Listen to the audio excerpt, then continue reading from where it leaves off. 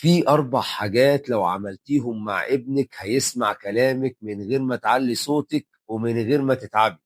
أول حاجة الحضن، يعني قبل ما تطلبي منه أي حاجة احضنيه حضن عميق وقولي له أنت ولد ذكي وأنا واثقة فيك تمامًا. الكلمة الحلوة بتفتح قلبه وتخلّيه يسمعِك.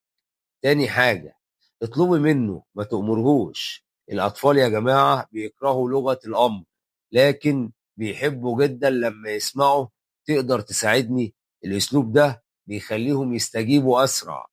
تالت حاجة الطلب الغير المباشر، يعني بدل ما تقولي له قوم رتب سريرك قولي يا ريت السرير يبقى متظبط، شكل الأوضة هيبقى أحلى.